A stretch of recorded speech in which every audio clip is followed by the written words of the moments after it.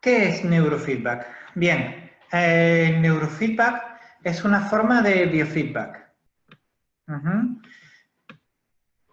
Para los que seáis psicólogos y os acordéis de la carrera, el biofeedback es un sistema, un tipo de terapia en el cual se miden los procesos biológicos de las personas para poder proporcionarles feedback a la persona sobre su estado fisiológico mediante diversos tipos de señales como señales acústicas, visuales o táctiles, con el objetivo de que la persona pueda empezar a aprender a tener control sobre todos estos procesos.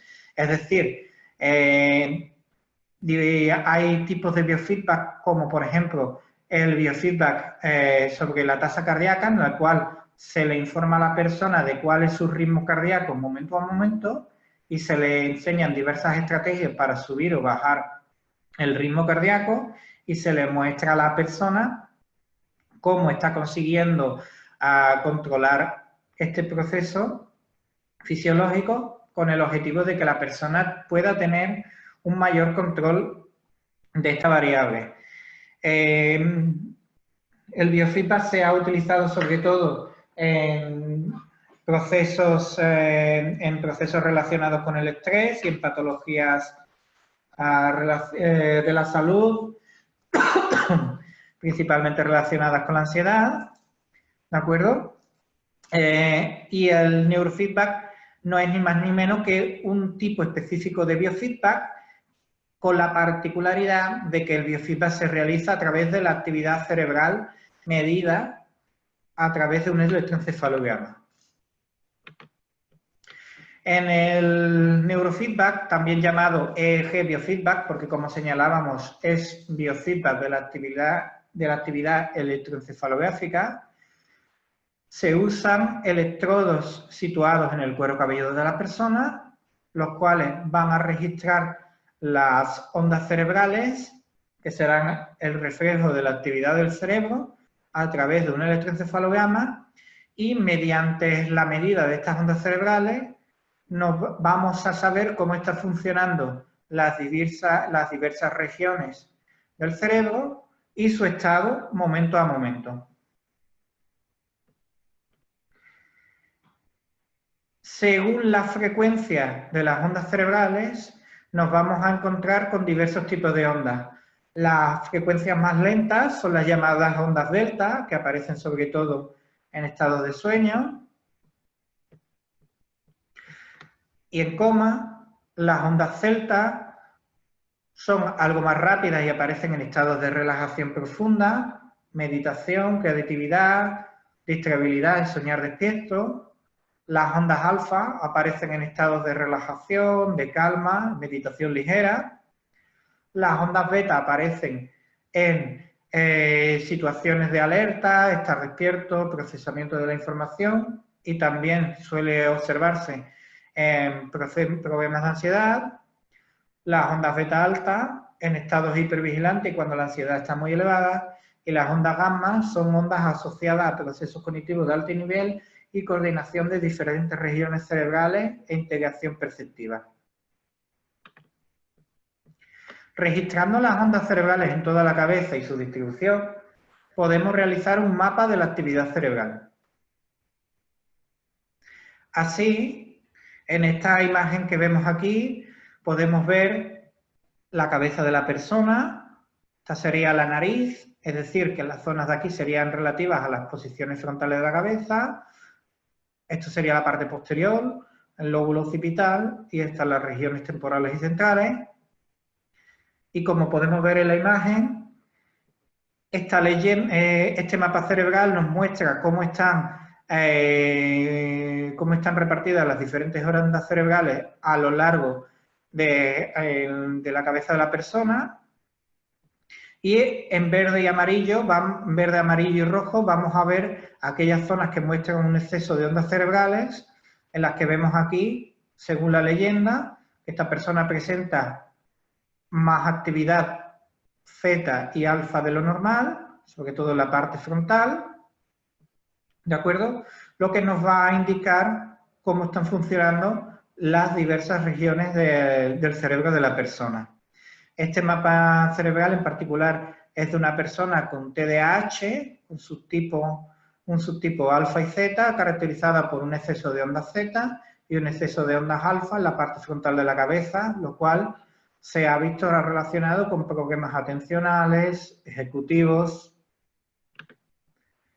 De esta forma, viendo cómo se distribuyen las ondas cerebrales en las diferentes zonas del cerebro, podemos observar las estructuras cerebrales que están funcionando de forma anómala y vincularlo a las dificultades del paciente y a las funciones emocionales o cognitivas que la persona presenta alteradas.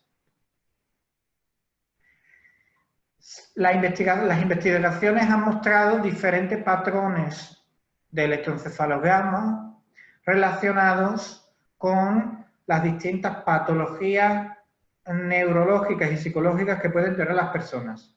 Así pues, las personas con ansiedad suelen tener un exceso de ondas de alta frecuencia, las llamadas ondas beta, principalmente en el hemisferio derecho, mientras que, por ejemplo, las personas deprimidas suelen tener ondas lentas predominando en el frontal izquierdo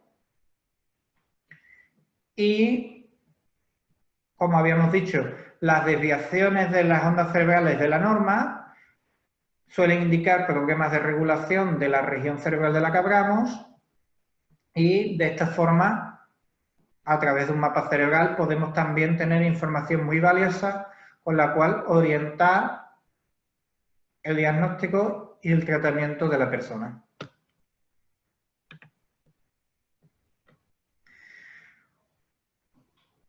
El principio del neurofeedback es que estas ondas cerebrales que hemos visto que pueden estar desreguladas en los diferentes problemas psicológicos y neurológicos, estas ondas cerebrales pueden ser sujetas a condicionamiento operante de la misma forma que podemos someter a condicionamiento operante la conducta manifiesta de la persona. Mediante este proceso de condicionamiento operante, también llamado entrenamiento, podemos ayudar a la persona a cambiar la actividad de esas regiones cerebrales que hemos visto que el paciente muestra desregulada. Y a través del entrenamiento hacer al cerebro más fuerte, eficiente y equilibrado. Esta regulación producirá un cambio en la persona que podremos ver a través de la mejoría de las funciones y dificultades del paciente. ¿Y cómo se lleva a cabo este entrenamiento en neurofeedback? Como hemos comentado antes, la persona se conecta a unos sensores electroencefalográficos que van a ir recabando la actividad electroencefalográfica momento a momento y a través del ordenador y un programa, un software especial, se van a registrar estas ondas cerebrales y se van a interpretar. Cuando el programa de ordenador detecta que las ondas cerebrales de la persona entran dentro del rango apropiado y óptimo, el ordenador se va a encargar de hacérselo saber a la persona a través de una estimulación audiovisual. Esta estimulación puede tomar forma de un videojuego, puede tomar forma de una película, o puede tomar forma de unos sonidos que se van a poner en funcionamiento cada vez que las ondas cerebrales que estamos entrenando entren dentro del rango que nosotros queremos potenciar y facilitar en la persona. Este feedback se suele llamar refuerzo. Siempre va a ser un estímulo positivo, un estímulo audiovisual que se va a presentar a la persona y la persona va a tener que aprender a mantener algunas variables de su actividad cerebral por debajo de cierto umbral que nosotros como terapeuta vamos a fijar y otras vamos a mantenerlas por encima, dependiendo del objetivo.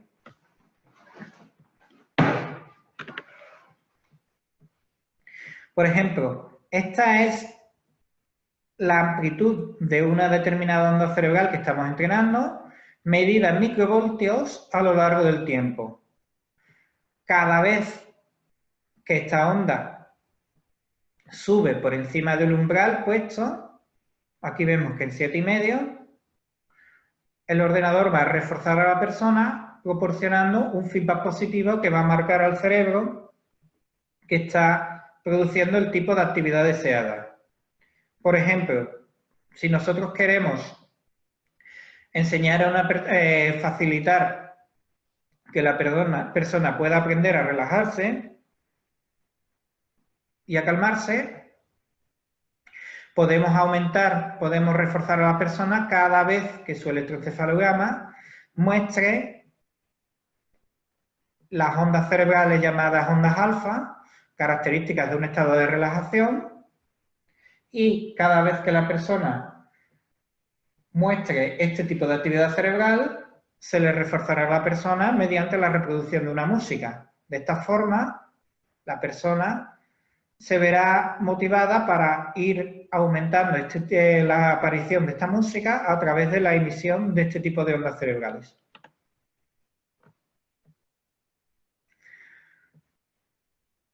Como cualquier proceso de aprendizaje y de condicionamiento, nosotros podremos ver durante la sesión que efectivamente las ondas cerebrales de la persona van cambiando a lo largo del tiempo.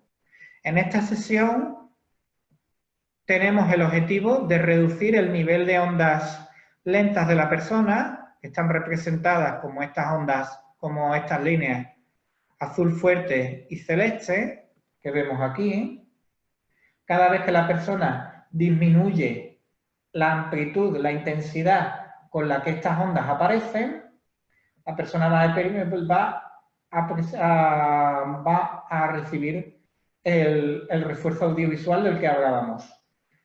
En este eje de abajo podemos ver los minutos desde el minuto 1 hasta el minuto 32 y en el eje vertical podremos ver los microvoltios de las distintas ondas cerebrales. Como vemos, durante el entrenamiento las ondas cerebrales que estamos queriendo inhibir se van reduciendo, mostrando una curva de aprendizaje que nos muestra que la persona ha tenido éxito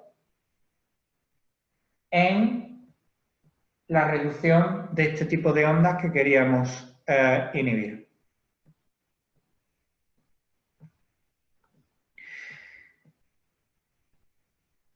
Este entrenamiento en neurofeedback va a producir una serie de cambios funcionales y de cambios en el estado mental y psicológico de la persona, así como en las funciones cognitivas. Pero lo más importante es que una vez que este cambio se produce con el suficiente número de veces, es decir, que el proceso se repite el suficiente número de veces,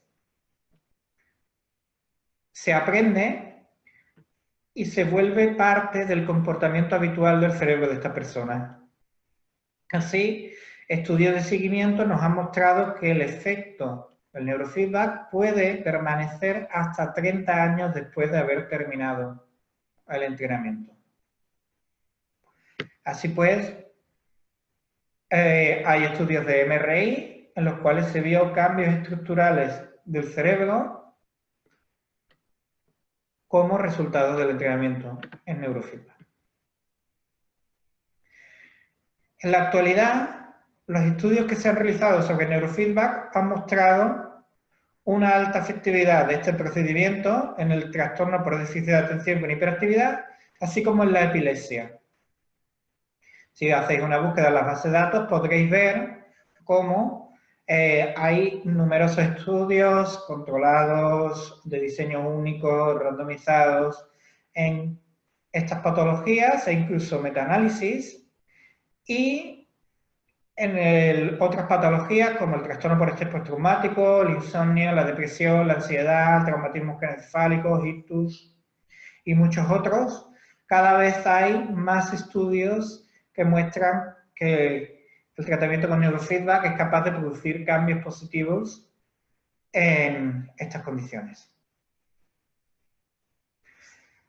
Lo siguiente que vais a ver es uno de los muchos estudios que hay de neurofeedback en TDAH.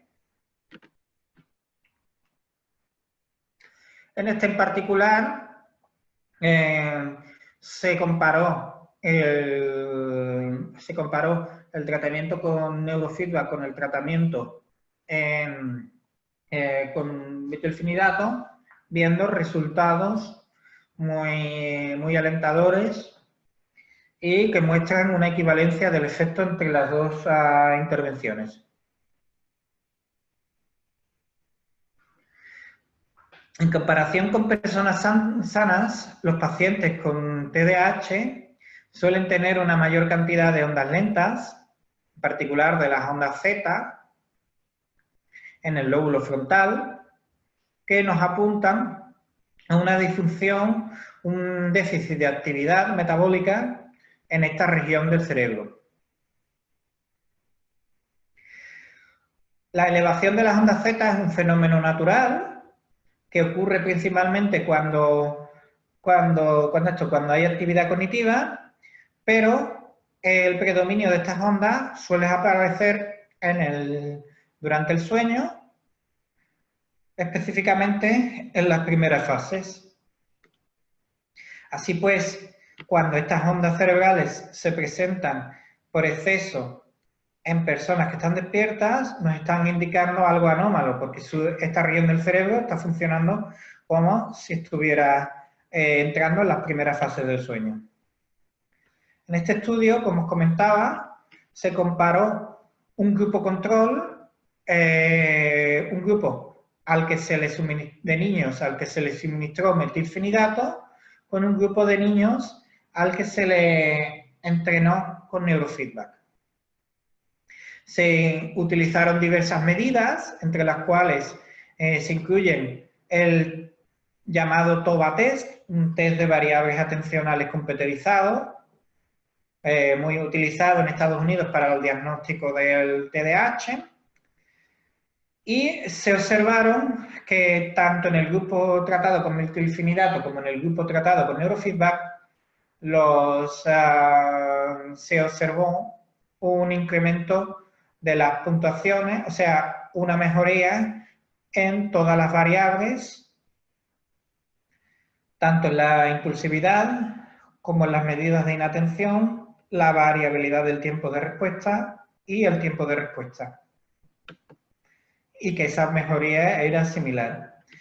Se usó también el llamado Conners Behavior Rating Scale, una escala de conducta de Conners, en donde se observaron las alteraciones de conducta informadas por los padres y los profesores, y se observaron descensos de las sintomatologías similares tanto para los padres como los profesores en los dos grupos de tratamiento. Así pues, los resultados de este estudio mostró mejorías en el comportamiento y en la atención que resultaron ser estables. Sin embargo, a posteriori del tratamiento, a posteriori del entrenamiento, a los 6 meses, se suspendió la medicación en el grupo tratado con medicación y se observaron que los únicos niños que conservaron las mejorías sintomatológicas fueron los niños que habían sido tratados con neurofeedback. Otra de las cosas a remarcar, bastante notable, fue que la mitad de los niños tratados ya no cumplían criterios del TDAH, y las conclusiones del estudio fue que el neurofeedback podía ser una alternativa o un complemento de los tratamientos tradicionales en estos niños. La estabilidad de los cambios que se observó en los niños que habían sido tratados con neurofeedback tras la finalización del tratamiento podía ser explicada por la normalización de las funciones cerebrales responsables del control inhibitorio, la impulsividad y la hiperactividad.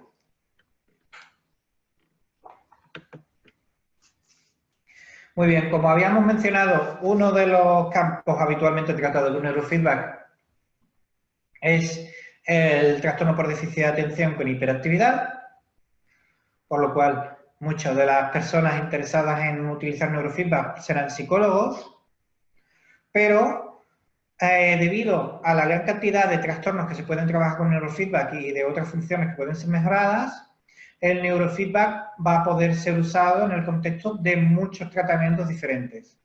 Así pues, el neurofeedback es usualmente usado en el contexto de una psicoterapia como apoyo y estrategia de autorregulación. En el transcurso de un tratamiento logopédico para personas con problemas del habla.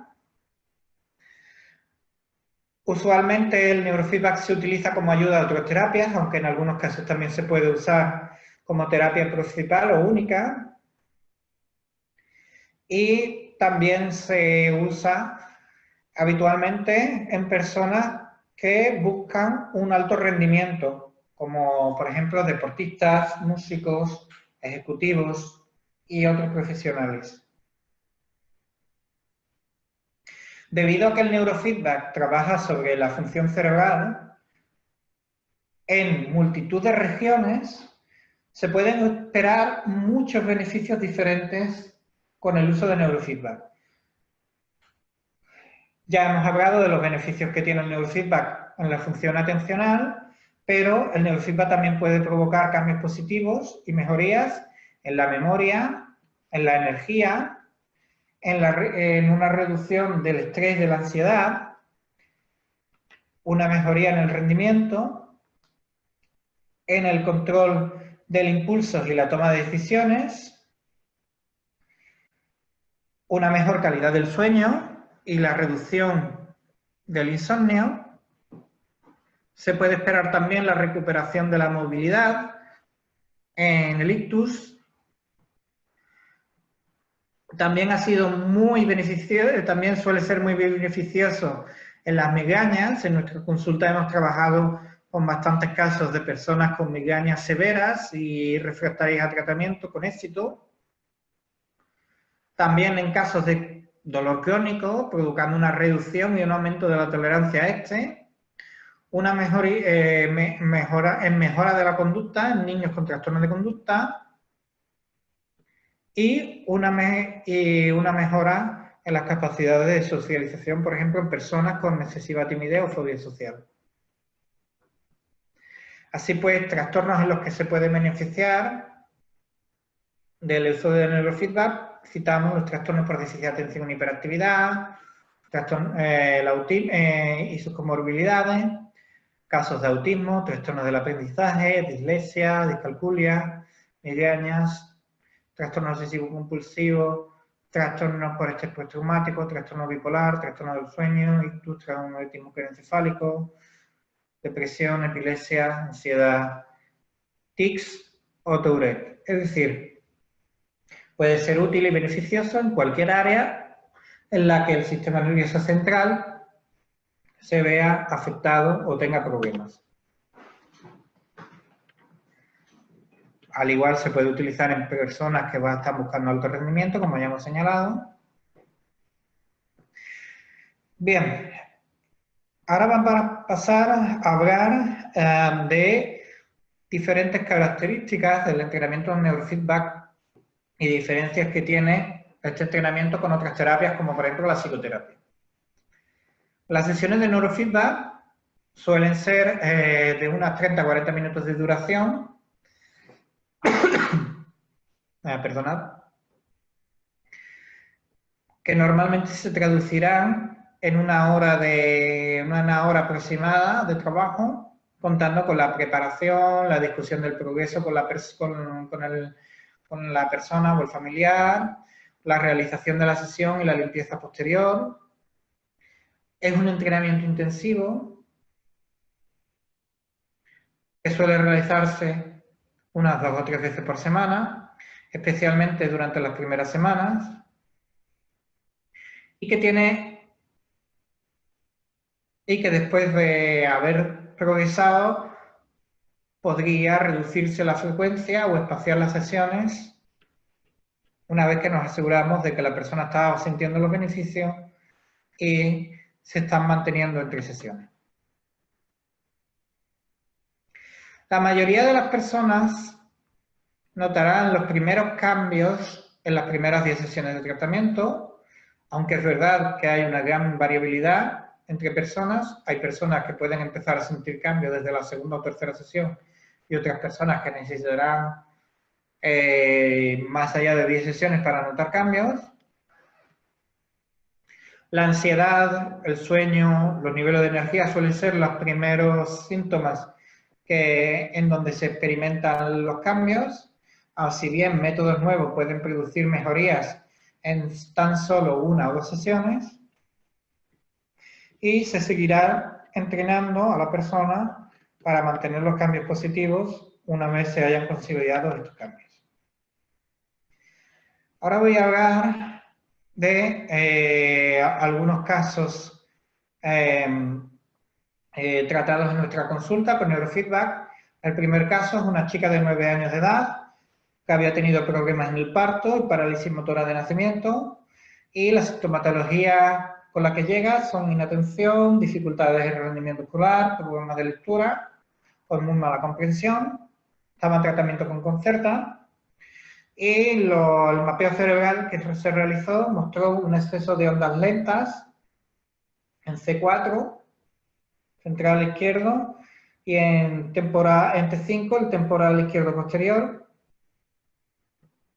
El exceso de ondas lentas del central derecho se relacionaba con sus dificultades motoras, y las ondas Z en T5 temporal izquierdo posterior podían relacionarse perfectamente con sus problemas de lectura, y también el exceso de ondas beta altas situadas aquí también reflejaba un mal funcionamiento y un exceso de activación y ansiedad.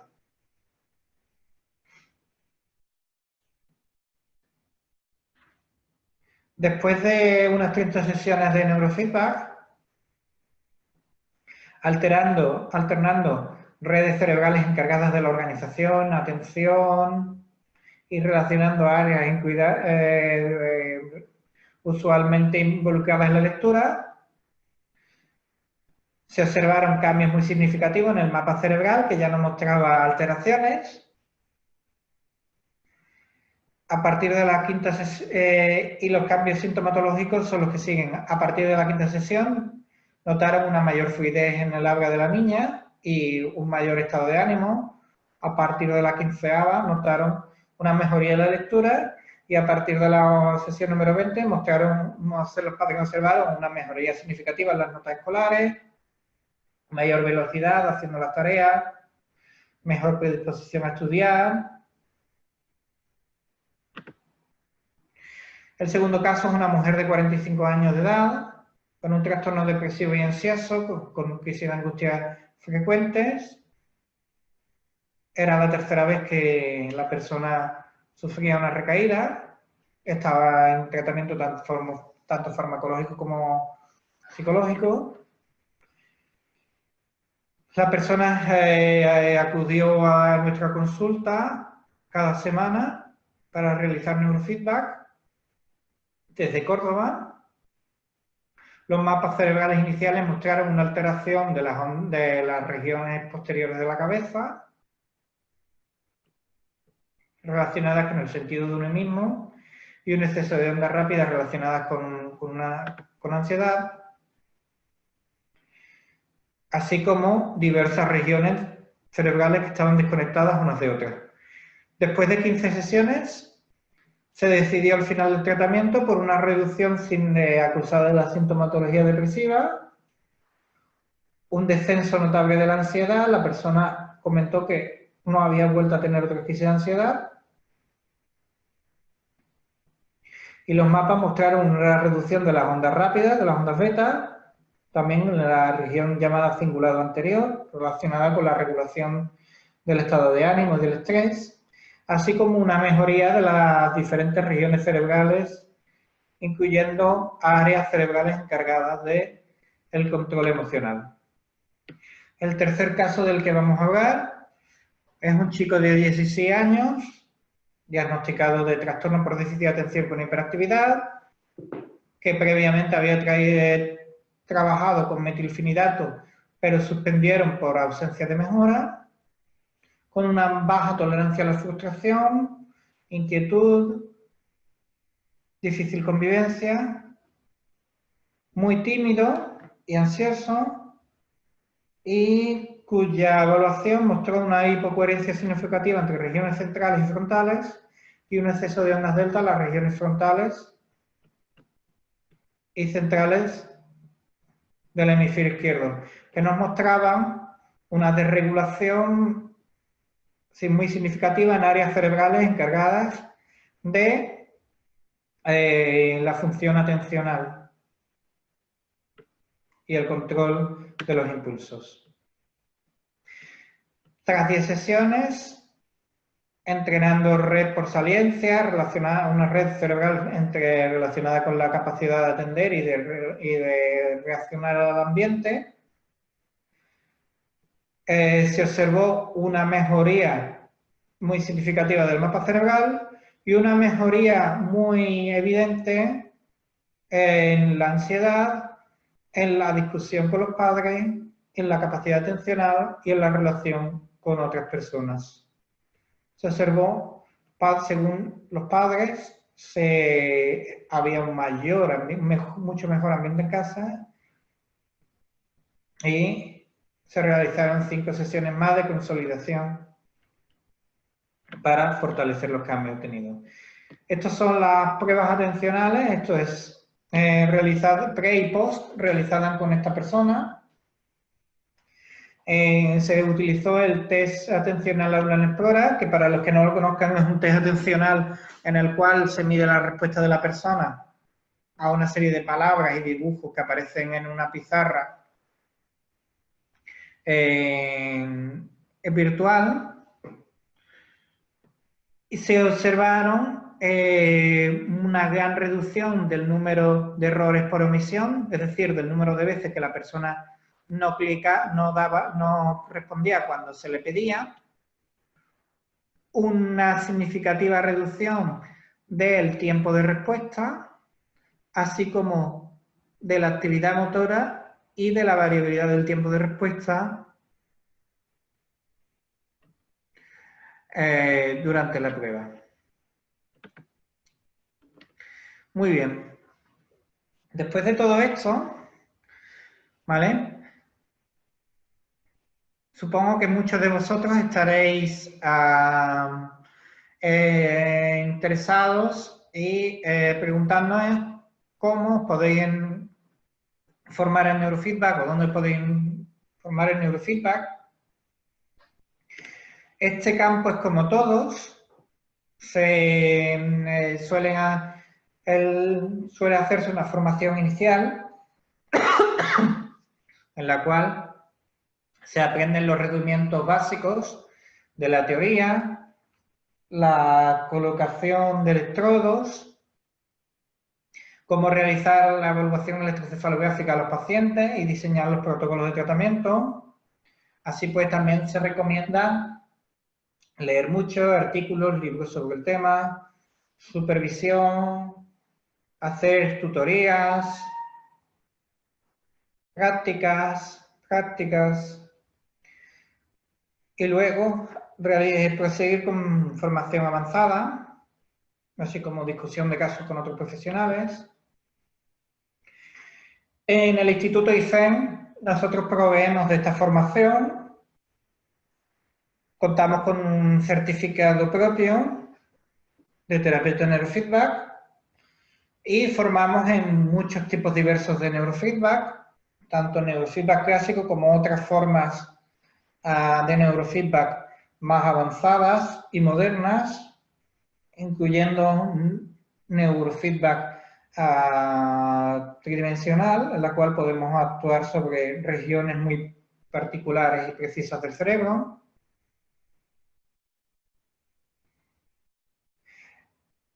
El primer módulo de nuestra formación incluye un curso intensivo de 5 días, en los cuales tendréis abundantes prácticas con el equipo y con el software. Un segundo módulo de prácticas, en los cuales podréis ver y participar en el entrenamiento de los pacientes que suelen acudir a las consultas, asociadas al Instituto IFEM. Un módulo de supervisión, en los cuales se os orientará con el trabajo en los primeros casos. Y un módulo final consistente en un examen de teoría para asegurarnos de la correcta aprendizaje de los diferentes contenidos prácticos y teóricos del entrenamiento en neurofeedback. Muy bien. Aparte de la formación, como podréis presuponer, el entrenamiento con neurofeedback necesita de un aparataje especial que va a constituir vuestra inversión inicial. Así pues, podéis ver una de las primeras, se necesita un amplificador capaz de recoger esas ondas cerebrales y procesarlas, un ordenador. La mayoría de los ordenadores modernos tienen la potencia suficiente para poder realizar el trabajo en condiciones. Preferiblemente 2 pantallas, una, por ejemplo, la del ordenador con el que trabajaremos, y otra pantalla mediante el cual proporcionaremos el feedback audiovisual a la persona, un asiento cómodo para el paciente, así como crema conductora y preparadora de la piel y electrodos con los que registrar la actividad cerebral. Como todo, esta inversión inicial tiene un coste. Sin embargo, añadir neurofeedback a la consulta es usualmente una gran idea debido a la ventaja competitiva que nos va a ofrecer como profesionales, distinguiéndonos de los demás, proporcionándonos una excelente forma de regular al paciente para poder hacer el trabajo con psicoterapia de una forma más eficiente.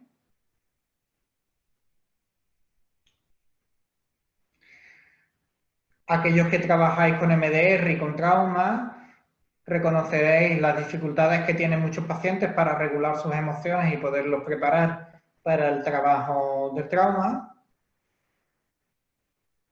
También es una excelente forma, hay cada vez más pacientes que demandan tratamientos diferentes a psicoterapia, sobre todo cuando ya han probado diferentes tratamientos y no han tenido resultados, con lo cual la inserción de neurofeedback en la consulta suele hacer que la persona se amortice el equipo en poco tiempo. En la clínica en la que soy director y hago mi trabajo clínico, proporcionamos tanto psicoterapia con MDR, evaluación en informe, pero proporcionamos sobre todo neurofeedback, siendo este el motor de la clínica y cumpliendo un viejo sueño que fue el de tratar el cerebro de la persona de forma directa y precisa. Entre las razones que podríamos tener para incluir el neurofeedback en la práctica clínica, podemos citar que es un tratamiento con una sólida base científica, eficaz y potente, de efectos duraderos, que proporciona una alternativa sólida a la medicación, de forma natural y no invasiva, y muy segura, con muy baja probabilidad de producir efectos secundarios, al contrario que otros tratamientos como la medicación. Nos brinda la posibilidad de trabajar con pacientes altamente desregulados, resistentes a psicoterapia. Y aparte nos permite la posibilidad de trabajar con personas que sin tener problemas buscan alcanzar un mayor rendimiento. Aparte de brindarnos la capacidad de ampliar servicios. Y muy bien, pues hasta aquí el contenido del webinario de hoy. Pretendíamos que fuera un webinario sencillo en el cual mostrar un pantallazo general de lo que es el entrenamiento con neurofeedback, de cómo incluir de los primeros pasos que una persona debe hacer a la hora de incluir neurofeedback en su clínica, ¿de acuerdo? Espero que os haya gustado. Os voy a dejar unos 5 minutos para hacer algunas preguntas, ¿de acuerdo? Pero antes de ello, os voy a informar del próximo curso introductorio de neurofeedback que tenemos pendiente, ¿de acuerdo? Os voy a mostrar en la pantalla, ¿vale? Este curso del que hablamos.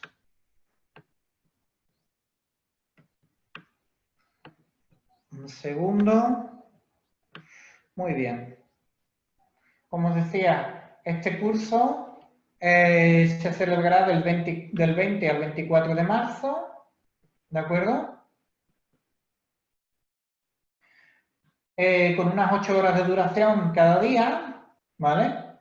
En el cual se formarán en todos los principios técnicos y teóricos necesarios para empezar vuestra andadura en este campo. El lugar de celebración será en el puerto de Santa María, ¿de acuerdo? Aquí dice Cádiz. El puerto de Santa María es una localidad de Cádiz, para que lo conozcáis, ¿vale? Y a pesar del precio que pone aquí, hay un descuento de 200 euros para aquellas personas que os matriculéis y paguéis la matrícula antes del día 20 de este mes. Y muy bien, esta era la presentación de hoy. Espero que os haya gustado. Espero algunas preguntas vuestras, ¿de acuerdo? Comentaros que colgaremos esta presentación en YouTube, ¿vale? Para que las personas podáis verla cuando queráis, aparte de que podáis compartirla con otras personas que no hayan podido, que tengan interés por verla, pero que no hayan podido estar. Muy bien.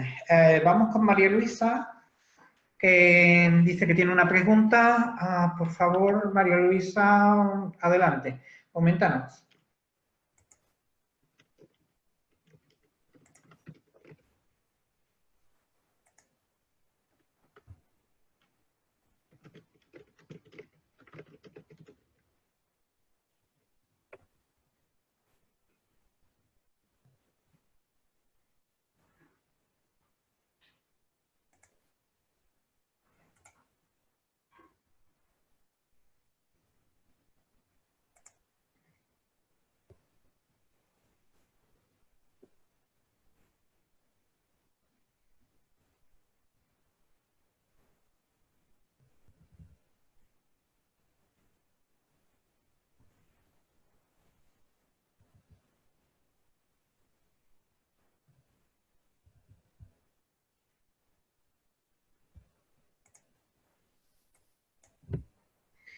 Muy bien. Dices que el precio sería recomendable por sesión semanal de neurofeedback. Bueno, bien, eso depende de cada uno y depende también de la región. En nuestro caso, por ejemplo, cobramos 54 euros la sesión, ¿de acuerdo? En otras regiones sé que pueden cobrar desde 40 a 70, 80 euros. Evidentemente, menos de esos precios no sería recomendable porque a la persona, porque claro, todo esto tiene un coste, y si no, de esa manera no sería muy rentable. Aparte también de que, claro, es alta tecnología y bueno, debe de estar acorde debe estar de acuerdo con lo que se proporciona a las personas. Estoy hablando de sesión, no de semana.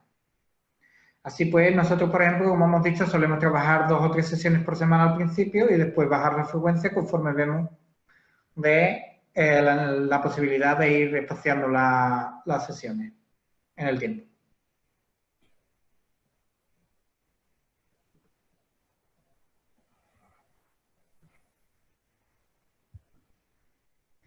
Muy bien. ¿Más preguntas? De nada, María Luisa.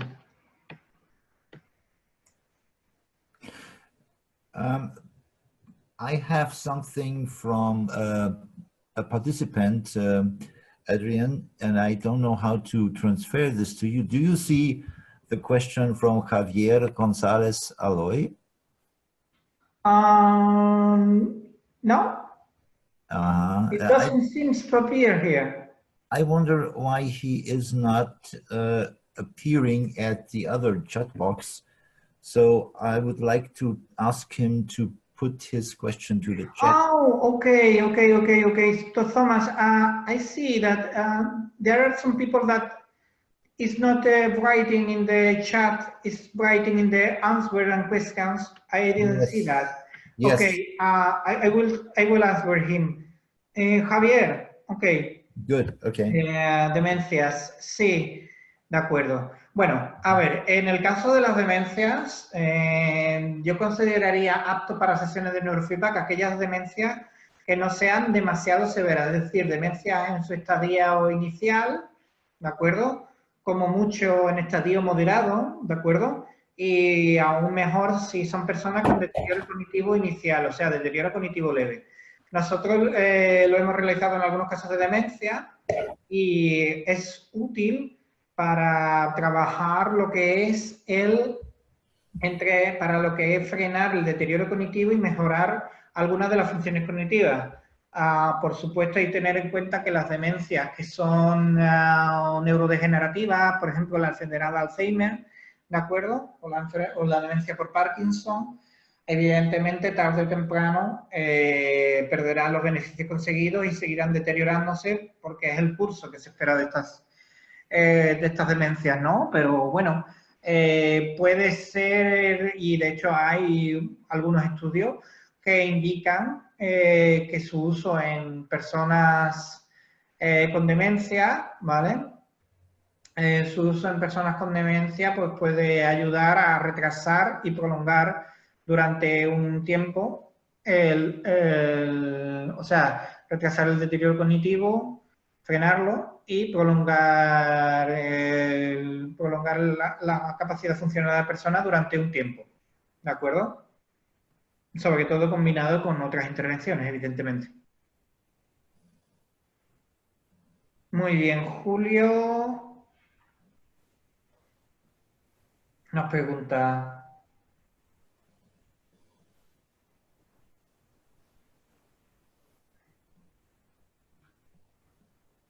Bueno, Julio aún no nos ha escrito la pregunta. Mientras, hay una pregunta de... ahora mismo no puedo ver su nombre.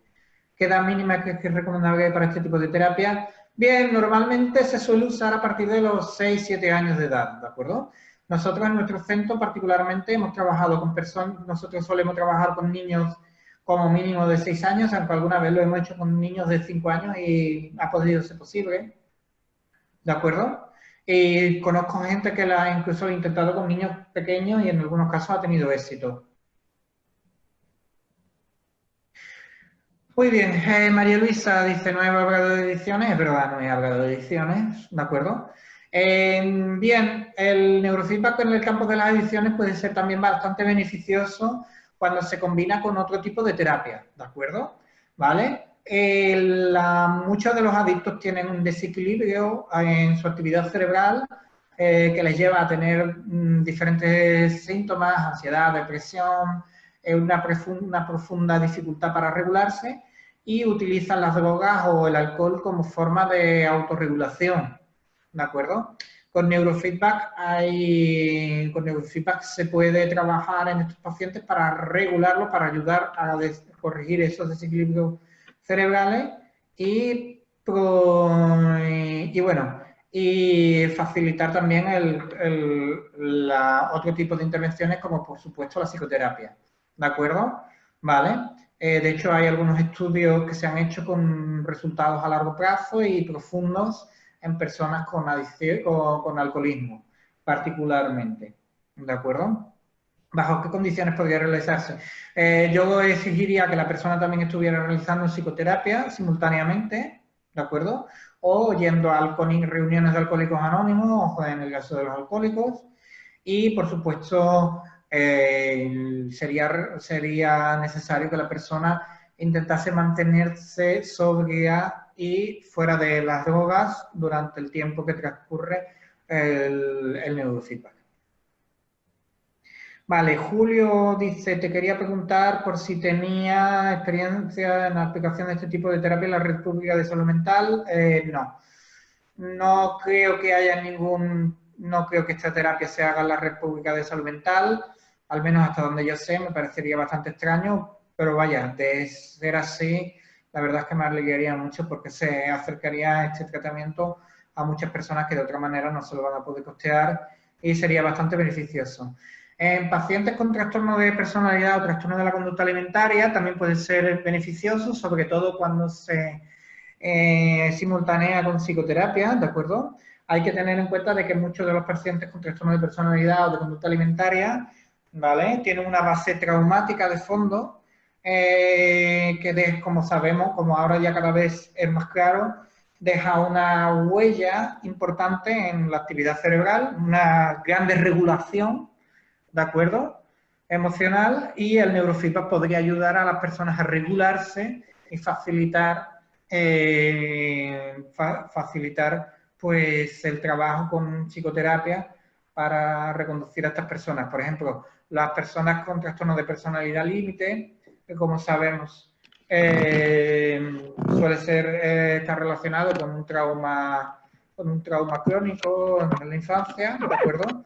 Pues su uso puede facilitar el tratamiento de toda la base que hay de fondo y facilitar la recuperación de la persona. De hecho, ahora mismo, por ejemplo, nosotros tenemos en la clínica una persona con diagnóstico de trastorno de personalidad límite y que había estado realizando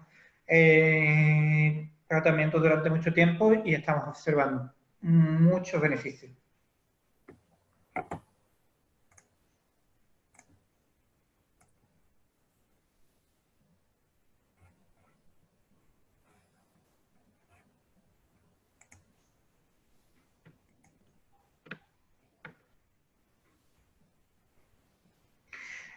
María Jesús Morelaga, sí. También se puede activar Z en tareas, sobre todo relacionadas con tareas de memoria y de cálculo, ¿de acuerdo? Pero es una actividad Z muy, muy breve y que solamente se debe de presentar en FZ. Eso en un mapeo cerebral no lo vamos a observar normalmente, a no ser que le hagamos tareas a la persona hagamos que haga tareas durante el mapeo cerebral.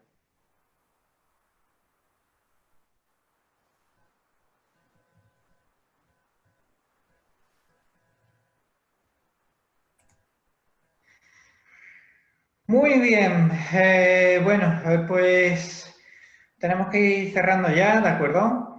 Ha sido una charla muy agradable. Muchas gracias a todos por vuestras preguntas.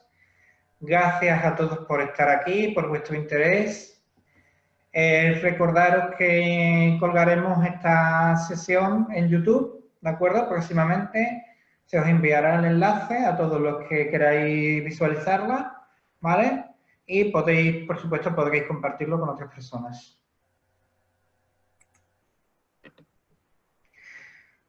Muy bien. Un placer a todos y muchas gracias.